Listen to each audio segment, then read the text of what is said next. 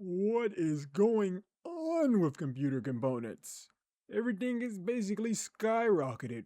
First from the tariffs, and then from good old AI destroying the economy. Man, am I glad that I'm not building a PC in today's economy. But then I thought to myself, what if I was?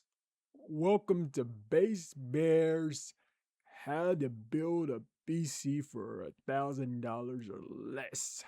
Surviving the AI apocalypse. Or the AIcalypse. Oh, don't kill me. Okay, so this PC that I'm going to build is one, let's get this out of the way, is going to be based around both productivity and gaming, a good balance between the two. Secondly, it's going to be built around DDR4 because, as obviously the DDR5 processors are insane to say the least.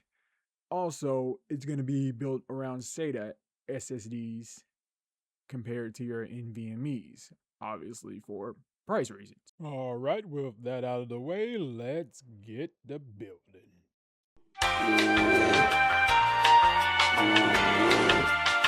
All right, so first, we're going to be choosing the processor. So for the processor, we're actually going to go with the 12700 i7, our regular edition. You can get it on eBay right now for under $100, trending around like $95 to $97. If you want to play an extra $5 in delivery, it's a good balanced processor. It gets you decent gaming performance and actual real world performance as well without breaking the bank. I think it's a very good mixture between the two. I was looking at the i5 12500 and it's honestly about the same price because the people that have it listed have a $20 delivery fee. You're honestly looking at around the same price for i7, so I figured, why not go for the i7? You could also go for the i9 12900KF, and it's going for roughly around $127 to about $138.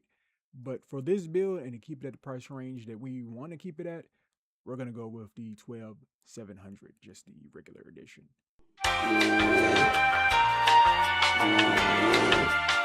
Next, we're going to do the motherboard. What we are going to be going with regarding the motherboard, MSI Pro B660M-A. It's a micro ATX motherboard. It costs roughly around $80. Has about 6 USB ports on the back end, 2 of them being 2.0, the rest being 3.0 or higher. Supports Wi-Fi, Ethernet, your basic headphone components. Pretty, all around decent budget build motherboard. Now that we have the motherboard out of the way, we're going to be going with RAM. Now, what I'm going to be recommending you is some extremely basic DDr4 RAM. I found this model because I actually have a few sticks myself that was in an older Lenovo 6700 stock computer that I was messing around with. But it's a Samsung, read the model number is M378 1K43BB1-CPB, 8GB stick. Nothing really too special, but you can get it for $30 a stick for 8 gigs. So we're going to be going about 32 gigs for this build, just to, a decent budget build. 32 gigs, I think, is a decent amount. Gives you a good amount for both content creation and gaming. And you'll be looking at roughly around $120, which I think their price is pretty good for the RAM, considering that one stick of RAM clocked at 3200 megahertz on Best Buy site just for one 16 gig stick is $137. So we're getting about 32 gigs for the price of essentially one 16 gig stick. So I think it's a pretty decent buy, especially you're not going to really see that much difference in performance between the 2100 and 3200.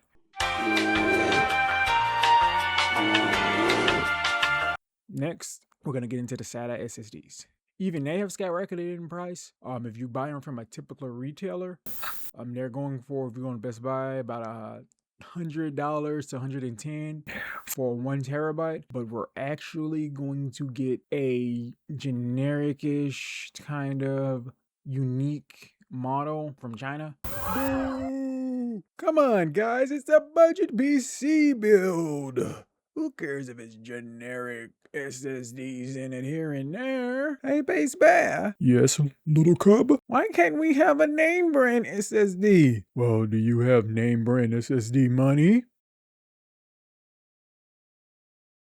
As I was saying, it's really a 6 gigabit SATA state drive going for $70. So you're saving yourself $30 just by going with a generic one. We're going to go with 1 terabyte of that. And we're going to go to another one that is about 500 gigs for about $50. Ideally, you would use the 500 gigabytes drive for, your boot drive. And then you would use the 1 terabyte solid state, for your storage in your games. And there's actually quite a few videos comparing the speeds, the load speeds between a SATA SSD and some NVMe's. And for gaming, it's really not that big of a difference. And again, this is a budget PC. For a power supply, we're honestly just going to be going with a simple 850 watt power supply. If you want a semi modular power supply, be about run you about $80, which I think is pretty decent. If you want fully modular, you'll be running about 125, 130. And for the sake of this video, we'll go for the one for about $80. All right, so for the case, we're actually going to go with a pretty decent option, the Rosewell ACA 54B. It's an ATX mid-tower case, so it gives you some room if you wanted to, upgrade the motherboard later down the line. And right now it's going for about $50. So honestly, that seems like a pretty good deal. Comes with about 4 fans, RGB capable as well. And it even does support vertical GPU support as well. And even supports a 360 millimeter AIU, which is actually going to be pretty useful for the rest of this video. So yeah, that case is spot on. That's the case that we're gonna go with.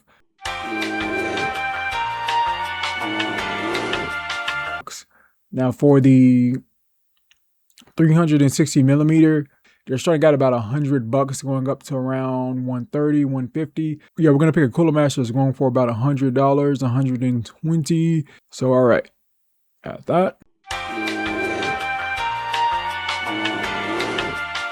And we have to get a GPU, and that has decent gaming performance. Now, what GPU can we pick? First, let me just go ahead and get this out of the way. I am not going to recommend you a card that is going to be anything below 8 gigabytes of VRAM. Let's just get that out of the way right now. Okay, so let's just say you're using it for content creation, or you care about DLSS, or you care about ray tracing. The 3080 is a good contender. Has 10 gigs of VRAM, so 2 gigs more than 8 gigs, and you can generally get them for about $300. For $300, it's a pretty good setup.